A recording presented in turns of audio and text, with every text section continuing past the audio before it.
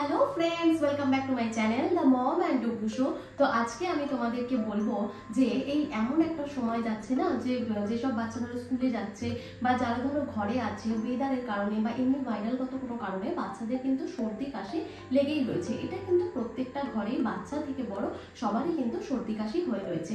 কিন্তু বড়রা তো তাও আমরা বিভিন্নভাবে মানিয়ে নিতে পারি, কিন্তু যদি বাচ্চারা সর্দি কাশি নিয়ে ভোগে তাহলে কিন্তু বাচ্চা আমাদের সবার পক্ষে কিন্তু সেটা একটা বাজে সিচুয়েশন হয়। তো শিশু অসুস্থ হলে এবার এমনকি ধরো যদি সর্দি কাশি সাধারণ হয় তাহলেও কিন্তু দেখবে তাদের খিদের রুচি কমে যায়, তারা কিন্তু খেতে চায়। কিন্তু এই পর্যাপ্ত পরিমাণেও যদি শিশু পর্যাপ্ত পুষ্টি না পায় তাহলেও কিন্তু সেই সংক্রমণের বিরুদ্ধে লড়াই করতে শিশু পারবে না। তাই যে কোনো সময় আমাদের যদি শিশু ধরো কোনো সর্দি কাশি বা কিছুতে ভোগে তখন কিন্তু আমাদের খাবারের দিকটা খুব ভালোভাবে মাথায় রাখতে হবে যে তাদের ডায়েটে আমরা কি দিতে পারি কি দিতে পারি না সেই সব কিছু। তো চলো আজকে তোমাদেরকে আমি সেটাই বলবো যে এই যে সর্দি কাশি হলে পরে শিশুদেরকে আমরা কি কি খাবার দিতে পারবো আর কি কি খাবার থেকে আমাদেরকে দূরে থাকতে। এই সময় যেহেতু শিশু খেতে চায় না, তাদের খিদে কমে যায়, তাই কিন্তু আমাদের খুব বাছাই বাছাই খাবার দিতে হবে যাতে শিশু তাড়াতাড়ি খেয়ে নিতে চাইবে আর শিশুর মধ্যে অল্প খেয়েও সেই পুষ্টিটা যাবে। এর আগেও শিশুদের যে সর্দি কাশি সেটা তোমরা এক নিমেষে কি করে ঘরে সারিয়ে ফেলবে তারও কিন্তু আমি একটা ভিডিও আমার চ্যানেলে দিয়েছিলাম। তো তোমরা যদি সেটা দেখে না থাকো অবশ্যই আমার ডেসক্রিপশন বক্সের লিংকে ক্লিক করে ওই ভিডিওটাও দেখে নিও। ওখানে কিন্তু দেওয়া আছে যে তোমরা কোন বয়সে কিভাবে শিশুদেরকে বিভিন্ন ঘরোয়া পদ্ধতিতে যে সাধারণ সর্দি কাশি যেগুলো কিছু ভয়ের নেই সেগুলো কিন্তু তোমরা শিশুদেরকে সারিয়ে ফেলতে পারবে। চলো আজকে বেশি কথা প্রথমেই না বলে তোমাদের ভিডিওটা শুরু করি।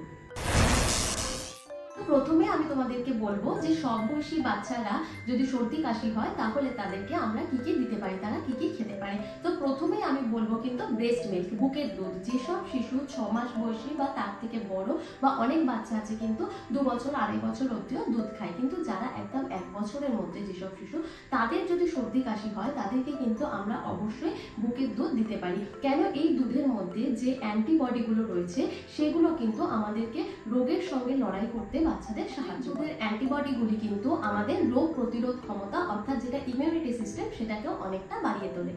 নেক্সট বলবো হচ্ছে বার্লি ওয়াটার। তোমরা যদি বাচ্চাদেরকে 6 মাসের পর থেকে সর্দি কাশি হলে বার্লির জল খাওয়াও, বার্লির জল কিন্তু বাচ্চাদের সর্দি কাশি প্রতিকারের একটা দুর্দান্ত জিনিস। যদি তোমার বাচ্চার কোনো গ্লুটেন অ্যালার্জি থাকে তাহলে সেই বাচ্চাকে কিন্তু এই জল দেবে না। আর যদি কখনো ধরো তোমার বাচ্চাকে দিচ্ছ তো দেখে নেবে তার সেটা থেকে কোনো অ্যালার্জি হচ্ছে কিনা। খাবারগুলো যদি তোমরা সর্দি কাশিতে বাচ্চাকে দাও তাহলে কিন্তু তারা যেহেতু বাচ্চাদেরকে এই সময় একটু পাতলা টাইপের খাবার খাওয়াতে হয়, তাই এই খাবার দিলে কিন্তু তারা সহজেই খেয়ে নিতে পারবে। গলায় ব্যথা বা কিছু থাকে তাতেও কিন্তু এইগুলো খেতে কোনো কষ্ট হবে না। নেক্সট আমি বলবো মিষ্টি আলু। মিষ্টি আলু কিন্তু বাচ্চাদের পুষ্টির একটা উৎস। তো তোমরা যদি এই সর্দি কাশির টাইমেও বাচ্চাদেরকে মিষ্টি আলু দাও সেটা কিন্তু বাচ্চাদের রোগ প্রতিরোধ ক্ষমতাকে অনেকটা বাড়িয়ে তোলে।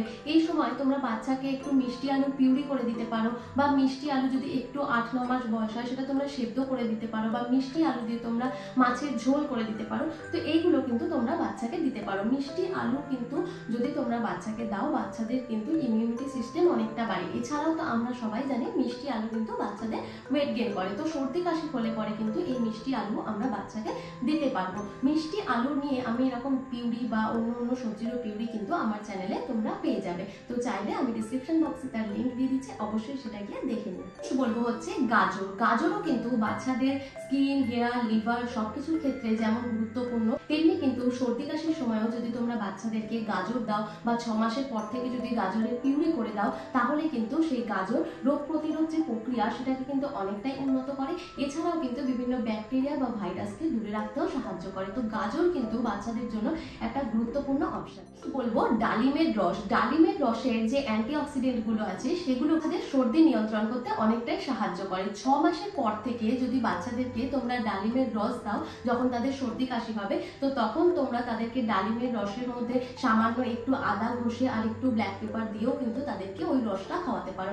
ডালিম কিন্তু সর্দি কাশি নিরাময় একটা ভালো ঘরোয়া ওষুধ। নেক্সট বলবো মুগ ডালের পটরিচ।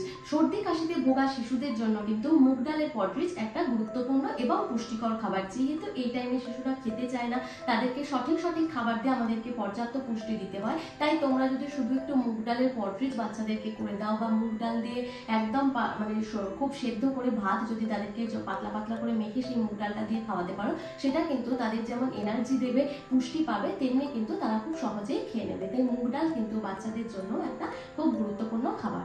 নেক্সট বলবো ব্রকলি। যেসব বেবিরা ব্রকলি খেতে পারে তাদের কিন্তু এই যে সর্দি কাশির টাইমে ব্রকলি দেওয়া খুব ভালো। ব্রকলি কিন্তু অ্যান্টি অক্সিডেন্টে ভরপুর একটা খাবার এবং সংক্রমণের সঙ্গে লড়ার জন্য একটা খুব পছন্দসই। ব্রকলি কিন্তু শরীরের রোগ প্রতিরোধ প্রক্রিয়াকে অনেকটা শক্তিশালী করে তোলে। আর 8 মাস বয়সের পর থেকে কিন্তু তোমরা অবশ্যই শিশুকে ব্রকলি দিতে পারবে।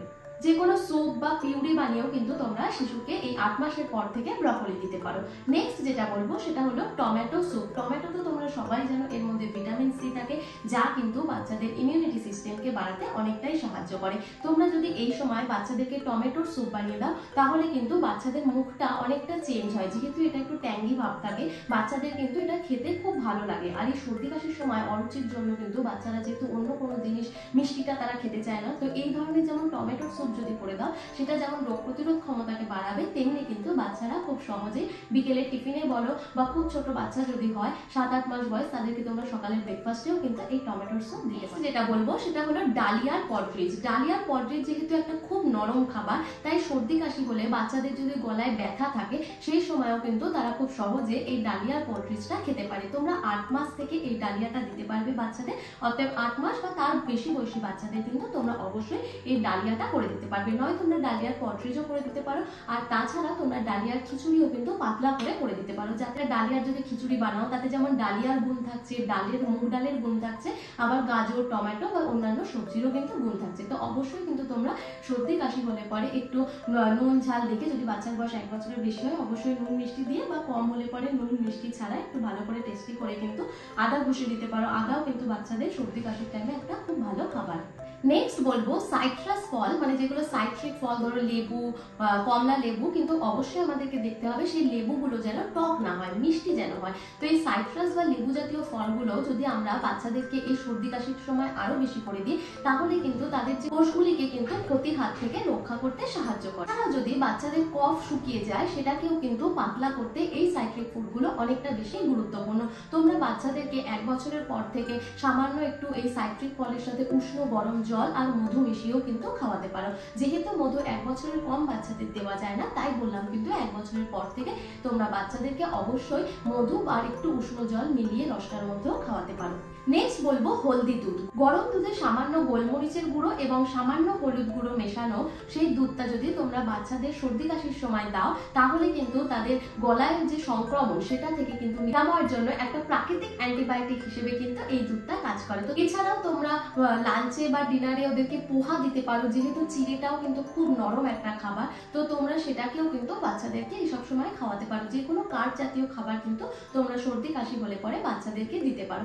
এবার আমি যেটা বলবো সেটা হচ্ছে এই যে সর্দি কাশি হলে আমরা বাচ্চাদেরকে কি কি খাবার দেব না বা কি কি খাবার থেকে আমাদেরকে দূরে থাকতে হবে সেটা তোমাদেরকে বলি। তো প্রথমেই কিন্তু আমি বলবো গরুর দুধ। গরুর দুধ কিন্তু অনেক সময় বাচ্চাদের ঠান্ডা লাগলে পরে দেখবে ডক্টররাই দিতে বারণ করে, তাতে কিন্তু ওদের কফটা শুকিয়ে যাওয়ার চান্স থাকে। আর আমাদের মানে এমন এমন খাবারগুলোকে এড়িয়ে চলতে হবে যেগুলো কিন্তু শিশুদের সর্দি কাশি হলে যাতে শরীরকে ঠান্ডা না করে, কারণ কিছু ফল আর সবজির কিন্তু একটা ঠান্ডা প্রভাব থাকে, তাই জন্যই কিন্তু আমাদের এইসব খাবারগুলোকে এড়িয়ে চলতে হবে, তা না হলে বাচ্চাদের স্বাদ। নেক্সট বলবো কিছু ফল। যদি বাচ্চার সর্দি কাশি লাগে তাহলে এর আগেই যেমন তোমাদেরকে বললাম টক জাতীয় ফল দেওয়া যায় না, তাই বলছি যে কোনো টক জাতীয় ফল কিন্তু আমরা বাচ্চাদেরকে দিতে পারবো না। সে আঙুর হোক বা কলা কিন্তু আমরা দিতে পারবো না, কলা থেকেও কিন্তু বাচ্চাদের ঠান্ডা, মানে কলা থেকেই যে ঠান্ডা লাগছে তা নয়, কিন্তু ঠান্ডা লাগলে কিন্তু বাচ্চাদেরকে কলা দিতে বারণ করে অনেক ডক্টরে। তাছাড়া ধরো তরমুজ হতে পারে, লিচু হতে পারে, বা কমলা লেবু যেমন অনেক সময় যদি সিজনের বাইরে আমরা দিই সেটা টক জাতীয় হয়, তো ওগুলো কিন্তু আমরা বাচ্চাদেরকে দিতে পারবো না। নেক্সট আমি বলবো কিছু সবজি। সবজির মধ্যেও কিন্তু অনেক সবজি আছে, যেমন ধরো শসা, উচ্ছে, করলা বা তোমার লাউ। এই যে লাউ যেমন পেট ঠান্ডা করে, তো এই ধরনের যে সবজিগুলো আছে এগুলো কিন্তু আমরা বাচ্চাদেরকে এই ঠান্ডা বা সর্দি কাশিতে দিতে পারবো না। কুমড়ো কিন্তু এর মধ্যে পড়ে। নেক্সট আমি বলবো দই। দই কিন্তু বাচ্চাদের যেহেতু পেট ঠান্ডা করে, তাই ঠান্ডা লাগলে কখনোই কিন্তু তোমরা দই দেবে না। সবসময় দেখে নেবে যদি বাচ্চাকে দই দিতে চাও সেই দই যেন রুম টেম্পারেচারে হয়, যে সেই দইটা যেন খুব বেশি টক না হয়। আর যদি সেরকম অসুবিধা হয় তো দইটা তোমরা সর্দি কাশির টাইমে কিন্তু স্কিপ করতেই পারো। নেক্সট আমি যেটা বলবো সেটা হলো এই যে সর্দি কাশি হলে বাচ্চাদেরকে খাওয়ার আমি কিছু তোমাদেরকে টিপস বলছি, যে টিপসগুলো হয়তো তোমরা সবাই জানো বা সবাই মানো, তাও আমি তোমাদেরকে একবার বলছি যদি তাতে তোমাদের কিছু সুবিধা হয়। 6 মাস বয়সী বা তার কম যেসব বাচ্চারা আছে তাদেরকে কিন্তু আমরা শুধু সর্দি কাশি হলে FM মানে ফর্মুলা মিল্ক বা ব্রেস্ট মিল্কই কিন্তু খাওয়াবো, আর কিন্তু কোনো হাবিজাবি খাবার আমাদের খাওয়ানোর উচিত নেই, মানে আমাদের কিন্তু খাওয়ানোর দরকার নেই। তো আমরা কিন্তু এই বুকের দুধ আর ফর্মুলা মিল্কের ওপরে স্টিক থাকবো, তো আমরা তাদেরকে শুধুমাত্র এইটাই অফার করব। নেক্সট যেটা বলবো, এই সময় কিন্তু তোমরা বাচ্চাদেরকে জোর করবে না, এমন মানে জোর করা কিন্তু বাচ্চাদের কখনোই খাবার নিয়ে ফোর্স ফিডিং করা উচিত না। কিন্তু এই যে জ্বরের সময় বা সর্দি কাশির সময় যদি আমরা বাচ্চাদেরকে বলি না তোর এটা খাওয়াই ভালো, তোকে এটাই খেতে হবে, সেরকম কিন্তু কোনো জিনিস করো না, এতে কিন্তু বাচ্চা আরো খিটখিট করবে, ঘ্যান ঘ্যান করবে, খেতে চাইবে না।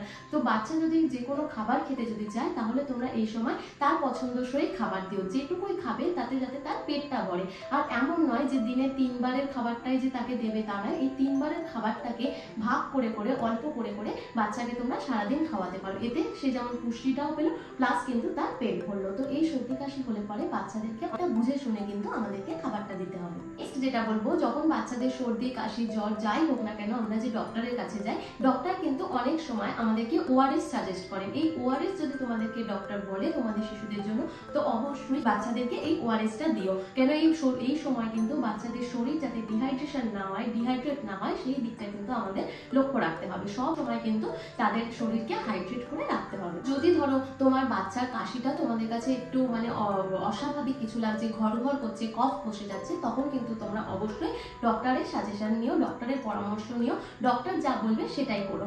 আর একটা কথা, যখন তোমাদের বাচ্চাদের ধরো সর্দি কাশি হবে তখন কিন্তু কখনোই ভুল করে নতুন কোনো খাবার বাচ্চাকে দেবে না। যদি ওই খাবারটা থেকে ধরো বাচ্চার অ্যালার্জি হয় তাহলে কিন্তু তোমরা সেটা বুঝতে পারবে না। আর যদি বাচ্চার এই অবস্থা যদি কয়েকদিনের মধ্যে ঠিক না হয়, একভাবেই খেতে থাকছে না বা সর্দি কাশি কমছে না, তখনও কিন্তু আমাদের যথাসম্ভব ডক্টরের পরামর্শ নিতে হবে। সময় তোমরা জানবে যে বাচ্চাদের এই যে সর্দি কাশি বা যে কোনো ভাবে অসুস্থই হোক না কেন, সেটা কিন্তু একমাত্রই কমে তার যদি স্লিপ রুটিন ঠিক থাকে। বাচ্চা যদি ঠিকঠাক মতো ঘুমায়, বাচ্চাদের কিন্তু এই ইমিউনিটি সিস্টেমের মেন বিল্ডিং ব্লকই হচ্ছে কিন্তু স্লিপিং রুটিন। ঘুম কিন্তু বাচ্চাদেরকে যদি ঘুম ভালো হয়, সেই বাচ্চা কিন্তু অনেকটা বেশি সুস্থ থাকে, বা অসুস্থ হলে সেই বাচ্চা কিন্তু খুব তাড়াতাড়ি সুস্থ হয়ে যায়। আর এই সময় অবশ্যই বাচ্চাদেরকে ফ্লুইডটা বেশি দিতে হবে, যেটা আগেও বললাম যে তাদের শরীর যেন ডিহাইড্রেট না হয়, শরীর যেন সবসময় হাইড্রেট থাকে। তো এই কারণে অবশ্যই কিন্তু আমাদের বিভিন্ন ধরনের ধরো জুস করে দিলাম, বা যদি বাচ্চা ব্রেস্ট মিল্ক বা ফর্মুলা মিল্ক খায় সেই দুধটা দিলাম, বা গরুর দুধ খেয়ে যদি কোনো প্রবলেম না হয় তো সেটা দিলাম। তো বিভিন্ন কিন্তু আমাদেরকে ফ্লুইড যুক্ত খাবারগুলো বাচ্চাদেরকে বেশি দিতে হবে।